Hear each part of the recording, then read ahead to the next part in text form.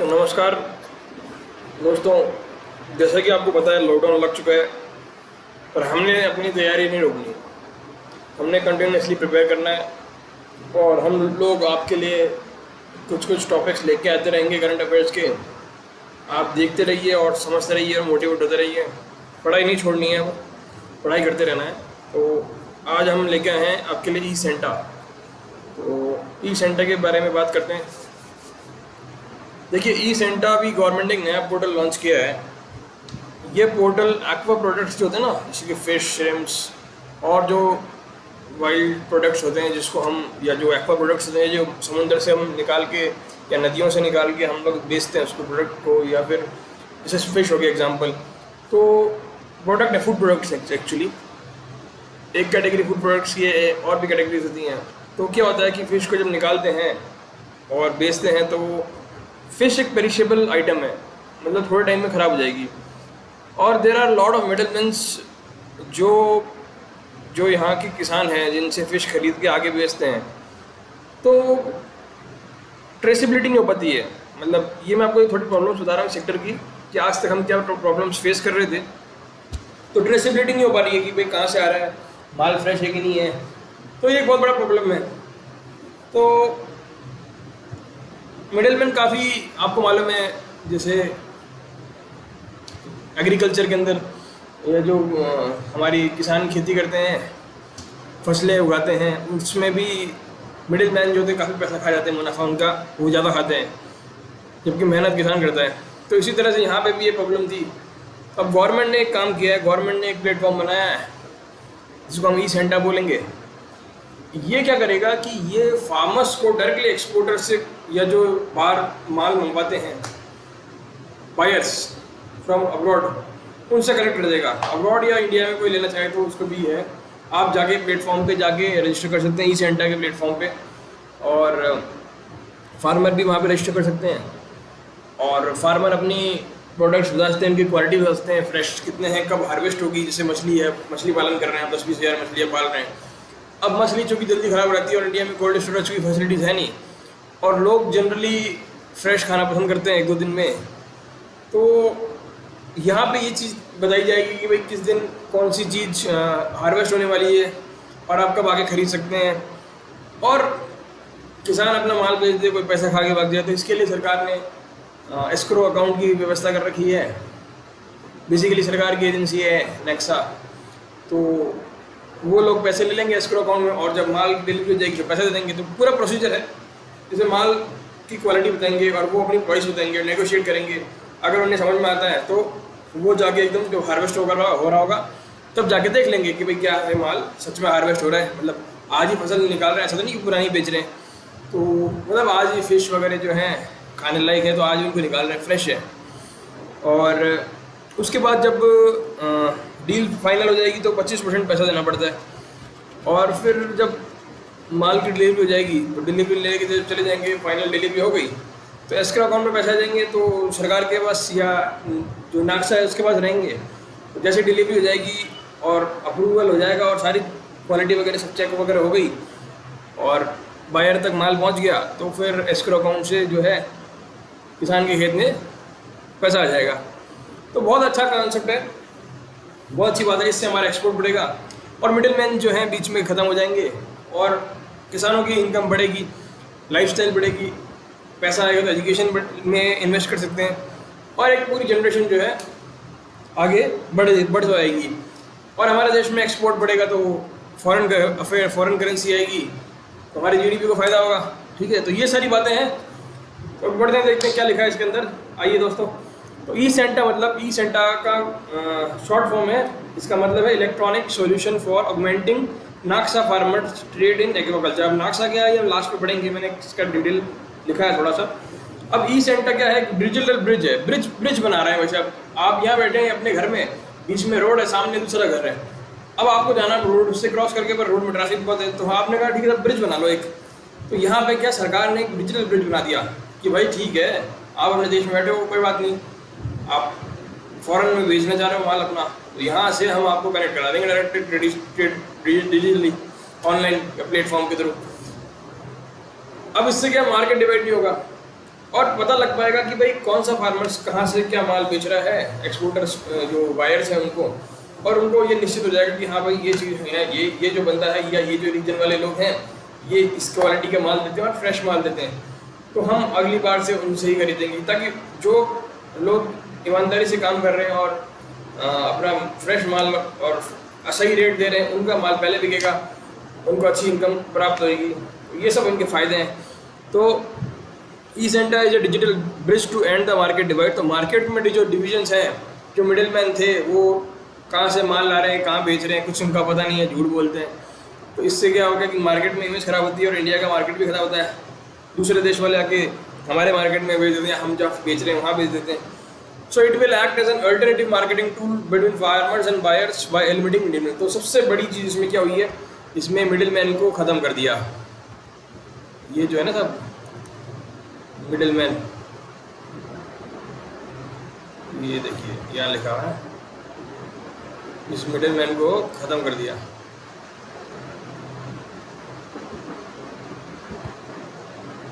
ठीक है, तो ये बहुत अच्छी चीज़ करी इन्होंने। अब क्या है, the farmer can freely list their product produce and quote their price. अब जैसे ई नैम वगैरह में हो रहा है, वैसे यहाँ पे भी है कि भाई आपने कहा ठीक है सब अपने मछलियों की फ़ोटो या जिसकी भी फ़ोटो, आपने जो भी प्रोडक्ट बेचना है उसकी फ़ोटो ले ली, फ़ोटो लेके अपना डाल दिया प्लेटफॉर्म पे, आप रजिस्टर हो गए पहले ही, रजिस्टर होने के बाद आपने डाल दिया और अपनी प्राइस भी डाल दी कि ये वाला जो है अच्छा प्रोडक्ट है तो हम इसके पैसे इतने लेंगे। ठीक है, तो while the exporter have freedom to list their requirements and, अब दूसरी तरफ से एक्सपोर्टर हैं वो भी क्या है कि अपनी रिक्वायरमेंट बताएंगे कि हम ये स्पेसिफिकेशन चाहिए, ये इस पर्टिकुलर रीजन की चाहिए। अब जैसे आप देखो चावल होते हैं, चावल या कोई और प्रोडक्ट, उसमें GI टैग आता है कि भाई इस पर्टिकुलर लोकेशन की कि हमने GI टैग दे दी कि सब जोग्राफिकल इंडिकेशन। वैसे ही यहाँ पे भी जो बायर्स हैं ये लोग बता सकते हैं, एक्सपोर्टर्स हैं जो बता सकते हैं कि भाई हम जो है इस तरह की चीज़ ले सकते हैं। And also to choose the product based on their requirement such as desired size. तो कुछ की साइज़ की कुछ ज़रूरत है या लोकेशन कहाँ की चाहिए या किस हार्वेस्ट कौन सी डेट चाहिए। जब हार्वेस्ट जैसे आज आपने बुकिंग करा दी और वो कह रहा है किसान की सब आज से 5 दिन बाद हार्वेस्ट हो जाएगी जो भी फसल है, तो वो हार्वेस्ट डेट बता रहा है कि हाँ, तो उस दिन आप जाके चेक कर सकते हैं कि भाई आज ही है कि ये झूठ तो नहीं बोल रहा, पुराना माल तो नहीं बेच रहा, या प्रॉपर हार्वेस्ट हुई है नहीं हुई है, सब चीज़ें चेक कर सकता है। तो platform provide detail specification of each product listing. अब क्या है ये क्या बता रहा है, डिटेल्ड स्पेसिफिकेशन, हर एक की डिटेल स्पेसिफिकेशन बता रहा है and it is backed by an end to end electronic payment system with NaCSA as an escrow agent. तो एस्क्रो एजेंट या एस्क्रो अकाउंट जिसको बोलते हैं, तो ये क्या करेगा, नाक्सा का अकाउंट बना लेगा कि साहब ठीक है भाई, बायर कह रहा है कि साहब हमें विश्वास नहीं, चलो फसल ख़राब हो जाए हमारा पैसा डूब जाए, और फार्मर कह रहा है साहब हम माल बेच दें पैसा नहीं दे तो क्या करेगा। नाक्सा कहता ठीक है साहब आप ऐसा करो, पैसे मेरे पास जमा करा दो, ठीक है, और इलेक्ट्रॉनिकली पेमेंट कर दो, अगर कुछ लफड़ा होगा तो हम पैसे आपको भी दे देंगे और अगर सही हो गया तो हम पैसे किसान को दे देंगे। तो इस तरह से एस्क्रो एजेंट होता है, एस्क्रो प्लेटफॉर्म होता है। The platform is available in many language. तो देखिए अलग अलग लैंग्वेजेस हैं। अब आपको मालूम है इंडिया का जो कोस्टल स्टेट है, तो यहाँ देखिए इस तरह का इंडिया है ना सपोज, तो हर छोटी जगह पे कुछ और लैंग्वेज है, यहाँ कुछ और लैंग्वेज है, यहाँ कुछ और लैंग्वेज है, तो लैंग्वेज काफ़ी वेरिएशन है यहाँ पे। तो इसीलिए मल्टीपल लैंग्वेजेस में ये प्लेटफॉर्म बनाया गया है ताकि लोकल पॉपुलेशन इसमें पार्टिसिपेट कर सके।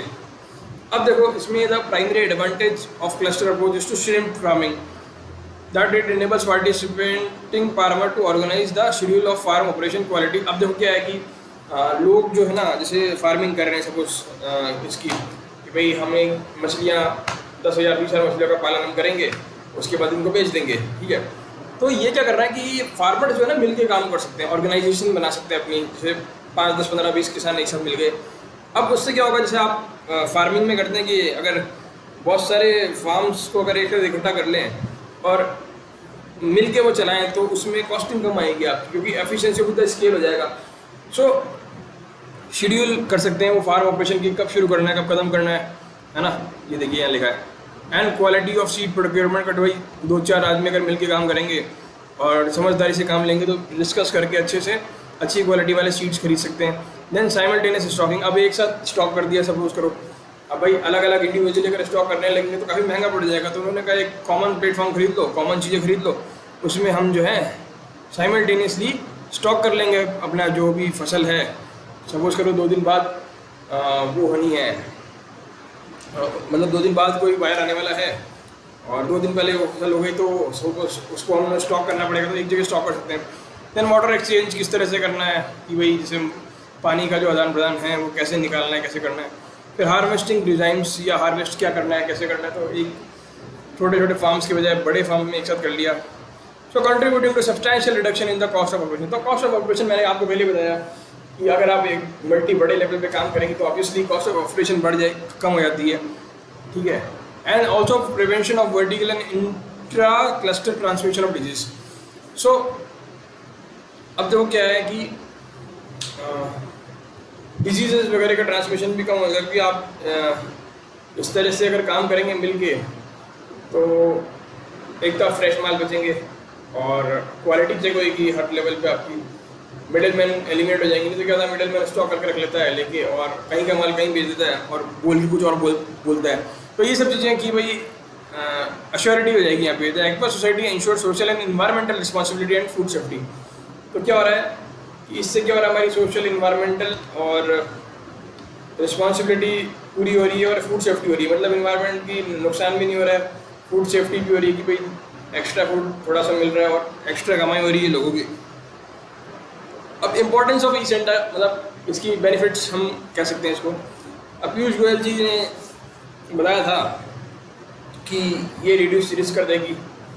और देखो एक तो income, lifestyle, self reliance, quality levels, ये सब चीज़ें बढ़ेगी फार्मर्स की, नो डाउट। ट्रेसिबिलिटी यहाँ बहुत ज़रूरी चीज़ है। देखिए ये लिखा हुआ, ये बहुत इंपॉर्टेंट है, इसको जरूर लिखना एग्जाम में आ जाए तो कभी आपके, या कोई इंटरव्यू में बोलना तो ये जरूर लिखना। सेल्फ रिलायंस ये तो कॉमन पॉइंट है ना। Quality levels, traceability and provide new option by for pharma experts. तो देखो ट्रेसिबिलिटी का आती है कि भाई जैसे ये माल है, ये सपोज करो इस रीजन से है, सपोज करो वेस्ट बंगाल से है ना। अब पहले क्या हो रहा था कि मिडिल मैन खरीद रहे थे बहुत सारी जगह से, जहाँ सस्ता मिला खरीद लिया उन्होंने और एक जगह स्टॉक कर लिया। अब इनको खुद ही नहीं मालूम कि साला कौन सा माल कहाँ से लिया हुआ है हमने, ठीक है। तो ये प्रॉब्लम हो रही थी, तो अश्योर्ड क्वालिटी नहीं मिल पा रही है। तो इसलिए गवर्नमेंट ने कहा मिडिल मैन को एलिमिनेट करो, हम जो है बीच में एक सिस्टम बनाएंगे, इधर हम बायर्स और इधर हम फार्मर्स रखते हैं। तो हम यहाँ पे इंश्योर करेंगे डायरेक्टली यहाँ से यहाँ हो जाएगा सेलिंग, तो डायरेक्टली कॉन्टैक्ट कनेक्ट हो जाएंगे थ्रू दिस प्लेटफॉर्म, है ना, ये प्लेटफॉर्म के थ्रू, ठीक है। तो